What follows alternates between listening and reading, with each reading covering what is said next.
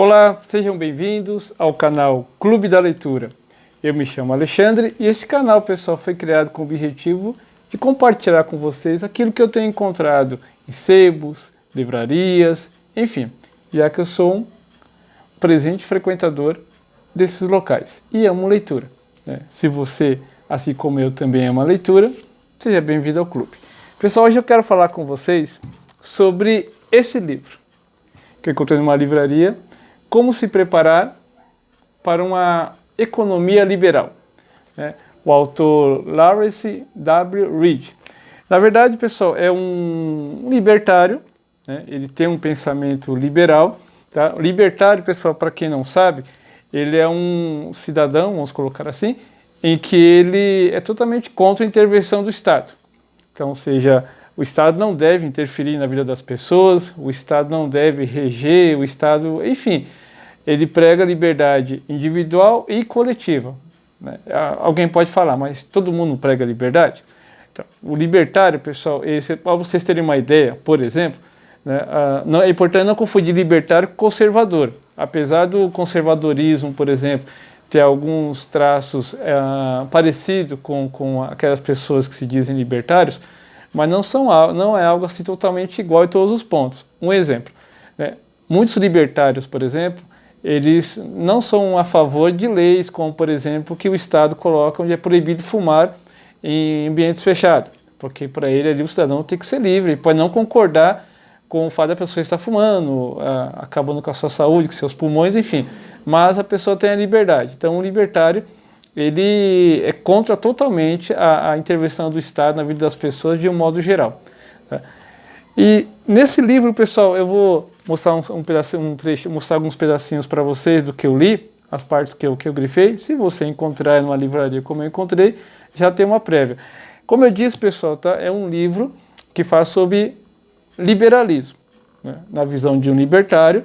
Então, assim, como eu disse, se você é uma pessoa que, pelo título você já vai perceber que você já tem uma simpatia maior de um Estado inchado, de um Estado, por exemplo, que tem um domínio total, então esse livro não é para você, né? Agora, se você já tem aquele pensamento em que o Estado não deve interferir na economia de modo geral, deve participar, mas não ser majoritário, vamos colocar assim, então esse livro ele aborda mais essa visão, tá? Eu vou mostrar para vocês, pessoal, uns trechinhos, vou ler, né, uns trechinhos que eu separei. Então, um libertário, pessoal, o liberalismo, evidentemente que ele vai contra toda a forma, por exemplo, de socialismo e comunismo. Tanto é que esse autor, Lawrence W. Reed, ele também é o autor do livro Desculpe-me Socialista, né? Então, ou seja, onde ele faz críticas a esse sistema. E eu vou ler alguns pedacinhos que eu grifei, pessoal, que eu separei para vocês. Ele conta algumas experiências, né, o autor, em que ele visitou países comunistas. Um deles ele fala assim: em uma dessas visitas, antes do colapso da antiga União Soviética, testemunhei o poder do caráter fazer ruir lentamente um sistema maligno. Na Polônia, em 1986, encontrei secretamente um casal muito corajoso. Não sei se vou conseguir falar a pronúncia certa do nome desse casal, pessoal. Zbigniew e Sofia Romanewski. Eles, um casal, tinham sido libertados havia pouco tempo da prisão por ter administrado uma estação ilegal de rádio que transmitia uma mensagem de liberdade para a Polônia.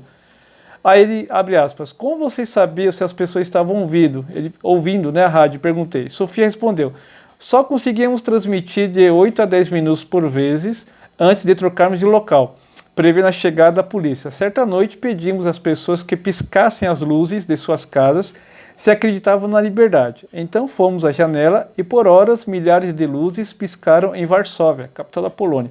Em 1989, a cortina de ferro caiu na Polônia e em toda a Europa Oriental, né? Quando caiu, pessoal, quando o sistema, o domínio soviético ali, ideológico falando, ele veio a ruir. Eles nunca desistiram de lutar pelo que sabiam estar certo. Então, o livro tem muito dessas pitadas, pessoal. Ele conta algumas pessoas que ele conheceu que viviam em países cujo regime era socialista ou comunista, enfim, e conta, né, como essas pessoas lutavam lá contra o regime, contra o sistema, como esse casal, por exemplo. Um outro episódio Depois ele dá alguns, fala, coloca a sua opinião. Ele também, o autor aqui fala a respeito de caráter, a respeito de lutar pelo aquilo que se considera certo, enfim. Tem uma outra parte. Assim, ele define, pessoal, na visão dele, um estadista, né? O que seria um estadista para um libertário? Ó, como buscam a verdade, é mais provável que os estadistas façam o que é certo, e não politicamente popular no momento. Sem meias palavras. Perdão, voltando um pouco. Você conhece suas posições porque eles as expõem claramente sem meias palavras. Eles não se engajam em lutas de classe, políticas raciais ou outras táticas partidárias que dividem as pessoas. Eles não compram votos com o dinheiro dos impostos. Eles não fazem promessas que não possam cumprir ou que pretendem quebrar. Eles assumem a responsabilidade por suas ações. Ponto. Um estadista não tenta se promover à custa da difamação dos outros e muito menos tenta convencer as pessoas de que são vítimas para posar como seu salvador. Uma outra parte que ele relata aqui também. Tá, tem uma página, pessoal, página 59, onde ele se declara um libertário, como eu disse no começo, né? Como eu disse para vocês a princípio, o libertário ele vê o Estado como uma ameaça à liberdade. Então, para o libertário, o Estado não pode se intrometer, não pode controlar a vida das pessoas, dirigir, enfim. Tá? E o libertário, pessoal, ele pode ter duas vertentes. O anarcocapitalismo, sem Estado, né? Aí nesse tipo de teoria, o Estado praticamente zero participação. E o minarquismo, que seria a presença do Estado, mas a presença mínima do Estado na vida da sociedade, da população de modo geral. Vamos ver aqui uma outra parte também. Bom, ele fala, pessoal, do poder do Estado em dar, mas também em retirar. Em uma parte que eu grifei, ele diz: aqueles que preferem medidas privadas e não governamentais para lidar com os problemas entendem que o governo não tem nada para dar a ninguém, exceto aquilo que antes tirou de alguém. O Estado é grande o suficiente para lhe dar tudo que você quer, se tornou grande o suficiente para tomar tudo que você tem. Então, ou seja, ele fala assim como o Estado te dá, ele também pode tirar, né? Através de impostos, políticas tributárias, que acabam, né, sufocando um pouco o cidadão de um modo geral. Então vocês percebem, pessoal, que as primeiras 50 páginas do livro, né, ele vai realmente falar contra o Estado, participação, intervenção do Estado, enfim. Como eu disse, é um libertário. O libertário tem essa visão de fato. Vamos ver aqui. Sim, uma outra parte, pessoal, que eu grifei, que eu achei interessante, que ele fala assim. Ele começa a falar um pouco, né, da sua contrariedade às políticas do país, de alguns países, por exemplo. Aí ele diz: já sobrecarregamos nossos filhos e netos, a quem dizemos amar, com trilhões em dívida pública, tudo para que os líderes que elegemos e reelegemos pudessem gastar mais do que estamos dispostos a pagar. Dizemos amar nossos compatriotas, porém concedemos ao governo mais poder sobre suas vidas, sonhos e carteiras. Criamos o que Margaret Thatcher, que foi uma ministra na Grã-Bretanha, né, nos anos 80, criamos o que Margaret Thatcher, ironicamente nomeou. Margaret Thatcher, que era conhecida como a Dama de Ferro. Criamos Estado babá para sermos manipulados, limitados e sufocados de boas intenções, como se ainda fôssemos crianças. Ele cita aqui, pessoal, essa coisa da dívida pública, é interessante, porque a dívida pública, em poucas palavras, ele é o endividamento do governo, né? Então, ou seja, quando o governo, por exemplo, ele não arrecada tanto, mas ele gasta mais daquilo que ele arrecada, ele acaba causando um déficit, como o próprio nome já diz. E isso, pessoal, reflete na dívida pública. Tá? Depois, se vocês quiserem, depois que assistirem o vídeo, façam uma pesquisa e vê hoje no Brasil qual o patamar da dívida pública brasileira, né? E isso é uma coisa preocupante, porque eu vou adiantar para vocês, não é um número baixo, né? É um número alto, mas vocês podem conferir depois exatamente aí o valor. Mas como ele diz aqui, filhos e netos, por quê, pessoal? A dívida pública é uma bola de neve. O governo vai se endividando e às vezes as gerações futuras é que vão pagar o preço por aquilo, né? Quando a gente ouve falar do FMI, Fundo Monetário Internacional, né, quando o país está extremamente endividado, com uma dívida pública elevada, e não consegue honrar, né, os seus compromissos, para não dar calote na dívida pública, como os economistas falam, eles recorrem ao FMI. E ao FMI, pessoal, é sempre algo preocupante. O FMI, ele até disponibiliza o dinheiro, o empréstimo, né, para que aquele país saia daquela situação crítica em que ele se encontra. Porém, todavia, entretanto, ele vai propor, né, de maneira, é uma até gentil que eu estou falando, vai impor que você no seu país, que foi lá pegar empréstimo, corte despesas como saúde, educação e outras coisas mais, né? Então a dívida pública realmente é preocupante. O Brasil, pessoal, um dado curioso, dos países, vou colocar emergentes, pobres e emergentes, né, vamos colocar assim, ele tem a segunda dívida pública maior entre os, não tenho a lista aqui completa, mas eu apurei, é a segunda maior dívida pública entre os países, vamos colocar assim, pobres ou emergentes. Então, porém, ele tem uma dívida pública menor do que países como o Japão e outros, né, um pouco num patamar um pouco mais elevado. Mas de qualquer forma, pessoal, é algo que os governos têm que se preocupar, porque, como eu disse, uma bola de neve fica para gerações futuras, infelizmente. Então você vê que ele critica, né, mais uma vez, uma crítica ao Estado. Uma pitada histórica, pessoal, ele cita... Nós sabemos que lá nos Estados Unidos nós temos dois partidos que rivalizam há muito tempo, que é os democratas e os republicanos, né?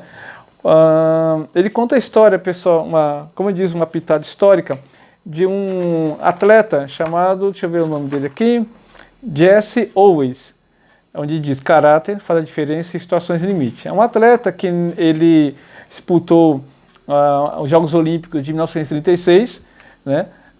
Em plena na Alemanha, que já estava nos primeiros passos ali para o nazismo, para o domínio nazista, né?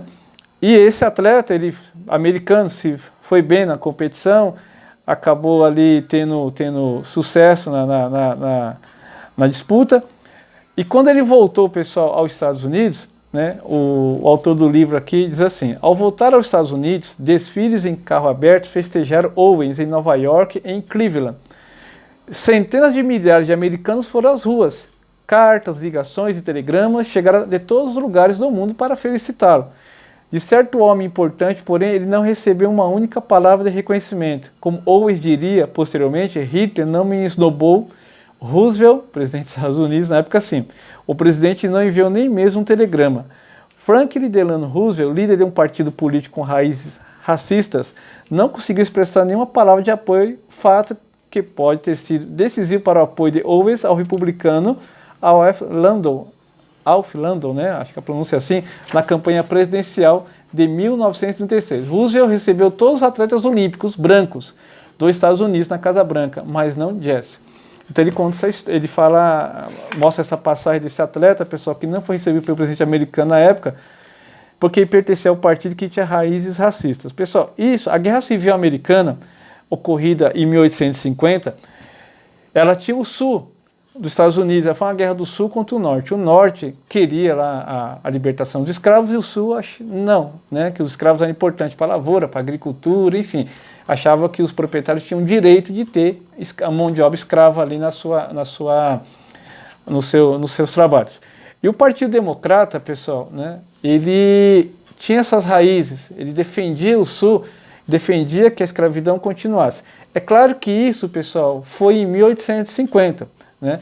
O Partido Democrata, né, até pouco tempo atrás, competiu lá com o republicano Donald Trump, e a candidata dos democratas era Kamala Harris, né, que inclusive é filha de imigrantes.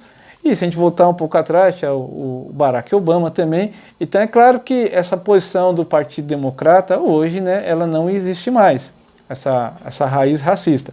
Mas é história, pessoal. E isso lá na Guerra Civil Americana, os democratas, eles defendiam que o Sul tinham o direito de continuar com a mão de obra escrava, né? Isso é história, não dá para se negar, ok?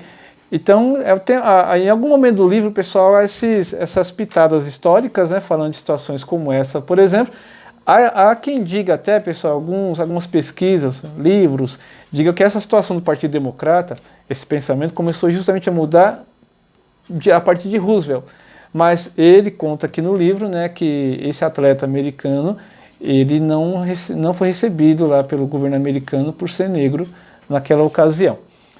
Para finalizar, pessoal, ele tem uma frase aqui que eu achei interessante, que ele fala assim: tão importante quanto lutar contra vencer o mal, né, é lutar contra ele.